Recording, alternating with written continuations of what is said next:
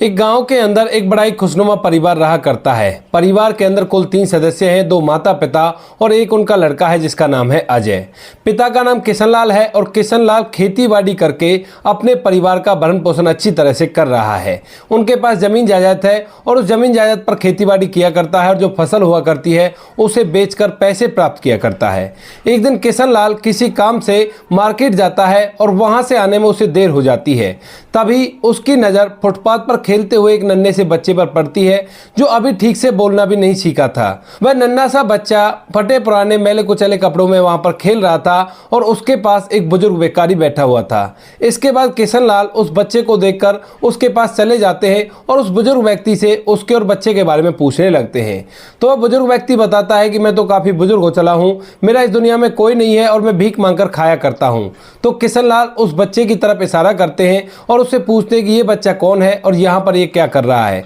तो वह बताता है कि इस बच्चे का इस दुनिया में कोई भी नहीं है, यह मेरे साथ रहा करता है और मैं भीख मांगकर इसको भी खिला दिया करता हूँ। लेकिन अभी मेरे दिमाग में एक चिंता है कि जब मैं चला जाऊंगा तो इसका क्या होगा, क्योंकि वह भिखारी काफी ज्यादा बुजुर्ग था तो उसके पास ज्यादा समय नहीं था, इसी वजह से वो इस बात को कहता है। तो किशनलाल जी उस बच्चे की तरफ देखते हैं और उस भिखारी की तरफ देखते हैं और उनके दिमाग में एक बात चलने लगती है। इसके बाद किशनलाल जी बुजुर्ग भिखारी से कहने लगते हैं कि अगर आपको कोई परेशानी ना हो तो इस बच्चे को मैं अपने साथ ले जा सकता हूं। मेरे गांव में ढेर सारी जमीन जायदाद है और मेरे पास एक लड़का है, मैं इसे अपना बेटा बनाकर पालना चाहता हूं और ये भी वहां पर रहने का कोई भी कैसी भी दिक्कत नहीं है। इसके बाद भिखारी थोड़ी देर तक सोच विचार करता है और सोच विचार करने के बाद किशनलाल को यह सब कुछ करने की अनुमति दे देता है। अब किशनलाल अपने साथ उस बच्चे को वहां से अपने घर ले आया था और वहां रखकर अपने बच्चे के साथ पालने पोसने लगता है। इस लड़के का नाम था मोहन और जो उनका बच्चा था उसका नाम था अजय, यानी कि बड़े भाई का नाम अजय है और छोटे भाई का नाम मोहन है। और वो दोनों पति पत्नी उन दोनों बच्चों के अच्छे से देखभाल करने लगते हैं। धीरे धीरे 1 साल बीतता है और 1 साल बाद अचानक से जो किशनलाल की पत्नी है उनका किसी बीमारी के चलते देहांत हो जाता है। अब किशनलाल की पत्नी दुनिया से चली गई थी और यह बात किशनलाल को बड़ी बुरी लगती है, लेकिन फिर वो अपने बच्चों की तरफ देखता है और सोचने लगता है कि मुझे इनके लिए बहुत कुछ करना है, अगर मैं इस तरह से हिम्मत हारूंगा तो फिर कैसे होगा। इसी बात को सोचकर किशनलाल जी अपने बच्चों की तरफ देखते हुए अपनी खेतीबाड़ी में मेहनत करने लगते हैं और उन बच्चों को पढ़ाने लिखाने लगते हैं। धीरे धीरे समय बीतता और समय के साथ साथ जो बड़ा लड़का था अजय, उसकी पढ़ाई लिखाई कंप्लीट हो जाती है और उसके बाद वह एक कंपनी में जॉब करने लगता है। छोटा वाला लड़का अभी पढ़ाई लिखाई कर रहा था क्योंकि उसकी पढ़ाई थोड़ी लेट स्टार्ट हुई थी और इसके बाद अभी उसे टाइम था पढ़ाई कंप्लीट करने में। इसके बाद जैसे बड़ा लड़का कंपनी में लग जाता है तो पिता सोचता है कि क्यों ना बड़े लड़के की शादी करा दूं, उसके बाद घर में खाना बनाने वाली कोई महिला आ जाएगी और मुझे भी काम से थोड़ा बहुत छुटकारा मिल जाएगा। क्योंकि अब तक किशनलाल जी अपने बच्चों के लिए खुद ही खाना बनाया करते थे और उनको बड़े ही लाड चाव से पाल पोस कर बड़ा कर रहे थे। किशनलाल अपने बड़े बेटे से शादी के लिए बात करने लगते हैं और कहते हैं कि बेटा अब तू सयाना हो गया है और मेरे ख्याल से अब तुम्हें शादी कर लेनी चाहिए। जो बड़ा बेटा था वो पिता का बड़ा ही आज्ञाकारी था, तो वह कहता है कि ठीक है पिताजी, अगर आप ऐसा चाहते हो तो बेशक से मेरी शादी करा दो। उसके बाद पिता उसके लिए इधर उधर लड़की ढूंढने लगता है और ढूंढने से उन्हें एक लड़की मिल भी जाती है जिस लड़की का नाम था रानी। उसके बाद रानी की शादी किशनलाल अपने बेटे अजय से तय कर देते हैं। कुछ दिनों बाद एक निश्चित मुहूर्त देख के अजय और रानी की शादी करा दी जाती है और रानी दुल्हन बनकर अजय के घर में आ जाती है। तो स्टार्टिंग में सब कुछ अच्छी तरह से चलता है। रानी यहाँ पर आकर अपने ससुर जी की सेवा किया करती, छोटे देवर का आदर किया करती और अपने पति की आज्ञा का पालन किया करती। अच्छी तरह से घर के अंदर रहती है और पूरा परिवार इस बात से बड़ा ही खुश था। लेकिन धीरे धीरे जैसे समय बीतता है तो समय के साथ साथ एक दिन अजय अपने छोटे भाई की पूरी असलियत अपनी पत्नी रानी को बता देता है। रानी जैसे इस बात को सुनती है तो उसके दिमाग में तरह तरह के विचार चलने लगते हैं। वह सोचती है कि मेरे पति की प्रॉपर्टी में से आधा हिस्सा ये ले लेगा जबकि असली बेटा भी नहीं है। तो इसी बात को सोचते हुए रानी अब धीरे धीरे अपने खेल दिखाना स्टार्ट करती है। अजय नौकरी पर जाया करता और मोहन अपने पिता में खेतीबाड़ी में उनका हाथ बटाया करता, साथ में वह अपनी पढ़ाई लिखाई को भी कर रहा था। तभी एक दिन जो किशनलाल जी होते हैं वह मोहन से खाद लाने के लिए बोल देते हैं। सुबह सुबह अजय उठता है और उठने के बाद खाद बीज वाली दुकान पर पहुंच जाता है और वहां खाद के लिए पूछने लगता है, लेकिन दुकान वाला उसे खाद के लिए मना कर देता है है और कहता है कि अभी खाद नहीं आया है, 2 दिन बाद आपको खाद मिल जाएगा। दुकानदार के इस बात को सुनने के बाद अजय वहां से घर आता है और घर आकर अपनी भाभी रानी को बता देता है कि पिताजी आए तो उनसे बोल देना कि खाद वाला 2 दिन बाद की कह रहा था और बाजार में खाद कहीं भी नहीं मिला है। ऐसा कहकर अजय वहां से अपने कॉलेज के लिए चला जाता है और वहां पर पढ़ाई करने लगता है। पीछे से उसका पिता किशनलाल घर पे आता है और घर पे आने के बाद अपनी बहू से खाद के बारे में पूछने लगता है और पूछता है कि बेटा मोहन खाद लेकर आया या नहीं आया। अब रानी को मौका मिल गया था छोटे देवर को पिता की नजरों में बुरा साबित करने का, तो वो कह देती है कि पिताजी वो तो कॉलेज गया है और उसने मुझे कुछ भी नहीं बताया है इस बारे में। इस बात को सुनकर पिता को थोड़ा सा गुस्सा आता है और वहीं पर घर पर उसका वेट करने लगता है। थोड़ी देर बाद जब कॉलेज की छुट्टी होती है तो वहां से जो मोहन था वो वापस आता है और आते ही जो उसका पिता है उस पर बरसने लगता है। वह कहता है कि नालायक, मैंने तुझसे खाद लाने के लिए कहा था लेकिन तू खाद लेने के लिए क्यों नहीं गया। तो मोहन कहता है कि नहीं पिताजी, ऐसी बात नहीं है, मैं सुबह सुबह खाद बीज वाले के पास गया था और उसने कह दिया था कि 2 दिन बाद खाद मिलेगा, इसी वजह से मैं कॉलेज चला गया। जब खाद 2 दिन बाद मिलेगा तो 2 दिन बाद मैं खेती बाड़ी करवा दूंगा, इतने में अपनी पढ़ाई लिखाई को कर लेता हूँ। इतनी देर में जो अजय की पत्नी थी वह वहां पर आ जाती है और वह सोचने लगती है कि कहीं ये बात ना बता दे कि मैंने तो भाभी को बता दिया था। तो वह एकदम से कहने लगती है कि बाबूजी, दुकानों पे और भी तो खाद मिल सकता है, किसी और दुकान पर जाकर पूछ लेता। इसके बाद जो मोहन है वह अपनी भाभी की तरफ देखने लगता है और बहुत कुछ अपने मन के अंदर विचार करने लगता है।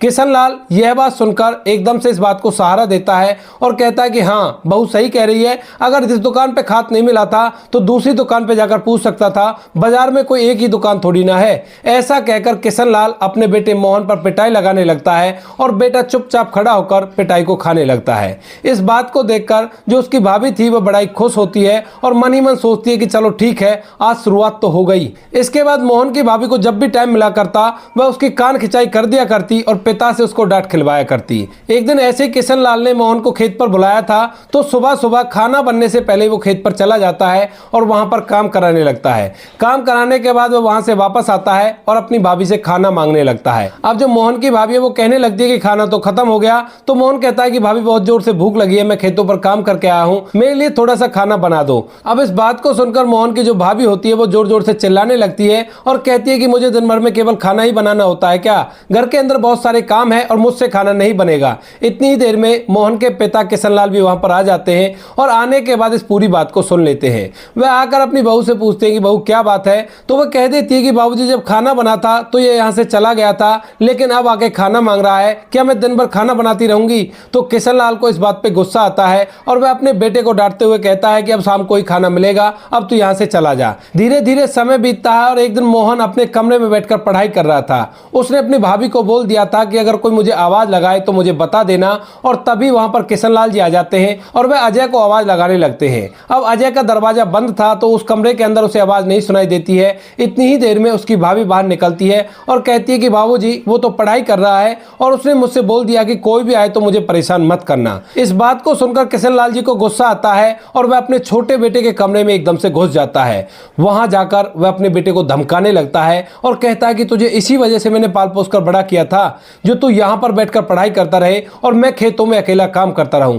कितनी देर से तुम्हें आवाज लगा रहा हूं, क्या तुम्हें सुनाई नहीं दे रहा। तो वह कहता है कि पिताजी कमरे का दरवाजा बंद था तो इसी वजह से मुझे कुछ सुना नहीं होगा, अगर आप कुछ कहें और उसे मैं ना सुनूं ऐसा नहीं हो सकता। इस बात को सुनने के बाद पिता और भी ज्यादा गर्म हो जाता है और कहता है कि तू इस लायक था ही नहीं। इतनी देर में अजय भी वहां पर आ जाता है और वह इस बात को सुनकर समझ जाता है कि पिताजी अब क्या बात कहना चाहते हैं। वह उसे रोकने की कोशिश करता है लेकिन तभी अजय की पत्नी अजय को रोक लेती है और कहती है कि जो कुछ चल रहा है उसे चलने दो, तुम बिल्कुल भी बीच में मत बोलो। ऐसा कहकर उसने अपने पति को रोक लिया था और किशनलाल सारी सच्चाई अपने छोटे बेटे के सामने उगल देता है।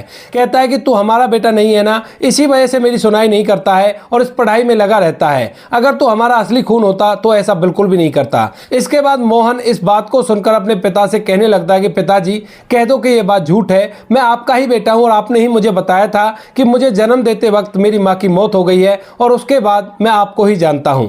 आप ये कैसे कह सकते हो कि आप मुझे फुटपाथ से उठाकर लाए हो। उसके बाद किशनलाल जी कहते हैं ये तो मैंने तेरा मन रखने के लिए कह दिया था, लेकिन असलियत में तो हमारा खून नहीं है। इस बात को सुनने के बाद जो मोहन है वो पूरी तरह से टूट जाता है और अपने चेहरे पर मायूसी लेकर वह अपने बड़े भाई के पास जाता है। अब अजय कुछ कह पाता उससे पहले उसकी पत्नी बोल देती है कि जो कुछ भी पिताजी कह रहे हैं वो बिल्कुल सही है और इस बात के बारे में मुझे भी पता है। अब यह बात सुनकर छोटा बेटा पूरी तरह से टूट गया था और वह अपने पिता से कहने लगता है कि पिताजी कोई बात नहीं, मुझसे गलती हो गई और आप चाहते हो तो मैं आगे से बिल्कुल भी पढ़ाई नहीं करूंगा, लेकिन आप मुझे इस घर में रह लेने दीजिए, मैं यहीं पर आपका बेटा बनकर रहना चाहता हूं। लेकिन जो किशन लाल जी होते हैं वो उस पर तनक भी दया नहीं दिखाते हैं और वह उसे धक्के मारकर घर से बाहर निकाल देते हैं। कहते हैं कि तेरे जैसे को अब इस घर में रहने की जरूरत नहीं है, अब तू खूब ऐसा हो गया है कि अपनी जिंदगी को अच्छी तरह से व्यतीत कर सके, अब तुझे हमारी जरूरत नहीं है और हमें तुम्हारी जरूरत नहीं है। ऐसा कहकर उसने मोहन को घर से बाहर निकाल दिया था और उस परिवार के अंदर अब 3 सदस्य रहने लगे थे। अब धीरे धीरे समय बीतने लगता है और समय के साथ साथ जो अजय की पत्नी होती है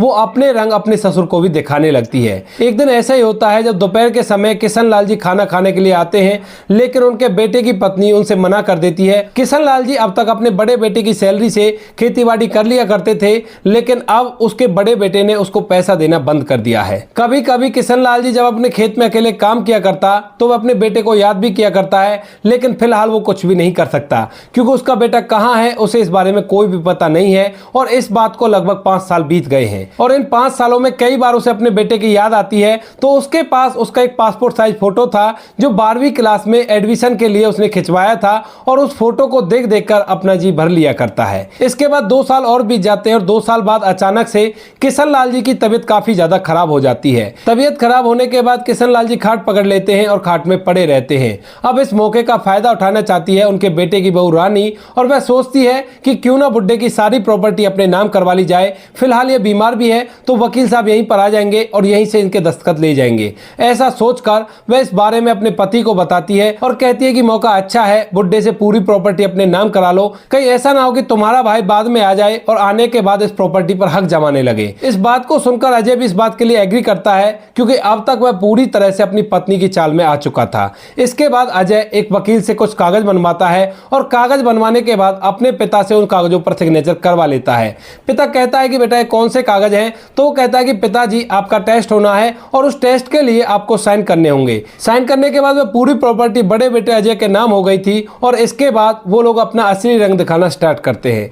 धीरे धीरे वह किशन लाल जी को बहुत ज्यादा परेशान करने लगते हैं। उन्हें खाने के लिए अच्छे से खाना नहीं दिया करते और एक दिन पानी सर से ऊपर चला जाता है। उस दिन किशन लाल से नहीं रहा जाता और वह अपने बेटे और बहू से कहने लगता है कि फौरन से मेरा घर खाली करो और इस घर में तुम्हें रहने की कोई भी जरूरत नहीं है। अब इस बात को सुनकर जो उसके बेटे की पत्नी थी वह एकदम से हंसने लगती है और कहती है कि बुढ़ा सटिया गया है बुढ़ापे में, इसे पता नहीं है जिस घर के अंदर ये खड़ा हुआ है वो घर हमारे नाम है और जिस जमीन को ये अपनी समझ रहा है वो सारी जमीन भी हमारे नाम ही है। इस बात को सुनकर किशन लाल जी बड़े ही परेशान हो जाते हैं और वह सोच विचार करने लगते हैं। अब किशन लाल को दुख तो बहुत होता है, लेकिन फिर भी वो अपने बेटे से कहता है कि बेटा अगर इतनी ही जल्दी थी प्रॉपर्टी को अपने नाम कराने की तो मेरी मरने की बात देख लेता। जब मैं इस दुनिया से चला जाता तो उसके बाद बेशक से तेरी ये प्रॉपर्टी तेरे ही नाम हो जाती, कौन इसको ले जाने वाला था। तो वो कहता है कि बाबूजी अब आपको बुढ़ापे में चाहिए क्या, प्रॉपर्टी का आप क्या करोगे, 2 रोटी तो खानी है, 2 रोटी कहीं पर भी खा लेना।